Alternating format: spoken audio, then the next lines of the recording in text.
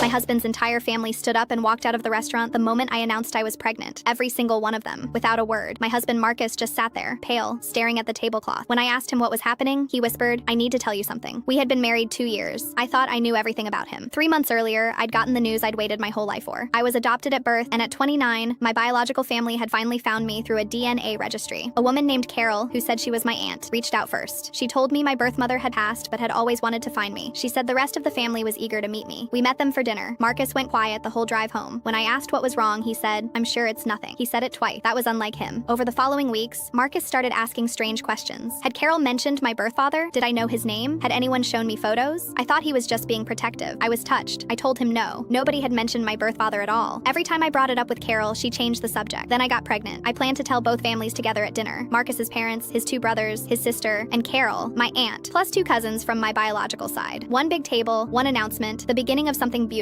I stood up, tapped my glass, and said, "Marcus and I are expecting." Marcus's mother knocked her wine over. His father put both hands flat on the table and stood up slowly, like a man bracing for impact. His brothers exchanged one look, just one, and then all 4 of them walked out without a single word spoken. The door hadn't even closed behind them when his mother turned back, looked directly at Carol, and said, "You brought her here on purpose." Then she left too. Carol had gone completely white. Marcus still wouldn't look at me. I said his name loudly. "Marcus, what is happening right now?" He finally looked up. His eyes were wet. He said, "I wanted to tell you so many times." My youngest cousin Bree, who was maybe 9, tugged my sleeve from the chair beside me. She looked confused, the way kids look when adults are acting strange and no one will explain why. She said, "Is it because they know your dad?" I felt cold. "What about my dad?" She looked at Carol. Carol shook her head. Bree looked back at me and said quietly, like she'd heard adults say it before, "He hurt a lot of people. Marcus's family were some of them." The table went silent in a way that felt physical. I looked at Marcus. He nodded once, small, like it cost him something. "My uncle was one of the victims," he said. "We knew your last name when we met. We didn't think it's a common name and I didn't." He stopped, swallowed. "When you registered with the DNA database, it flagged his name in the case files. My dad called me before your aunt ever did. He told me who your biological father was. He told me to end things." I couldn't speak. "I didn't," he said, "because I love you. I married you anyway and I never said anything because you are not him. You are nothing like him. But my family," his voice broke, "they never fully forgave me for staying. I had spent 29 years not knowing where I came from. I had built a life, found love, created something of my own, and somewhere underneath all of it, without my knowledge, my bloodline had been quietly pulling at the threads of everything around me." Carol reached across the table and took my hand. She said, "Your mother knew before she placed you for adoption. She wanted you to have a life completely free of it. She never registered in the database. She never searched. She protected you the only way she knew how, by letting you go." I pressed my hand against my stomach. Marcus reached over and covered it with his. His family's chairs were still empty around us. Half the restaurant was staring, and I sat there, in the silence of everything I hadn't known, deciding what kind of story I was going to tell my child about where they came from. I hadn't figured it out yet, but I knew it would start with the truth.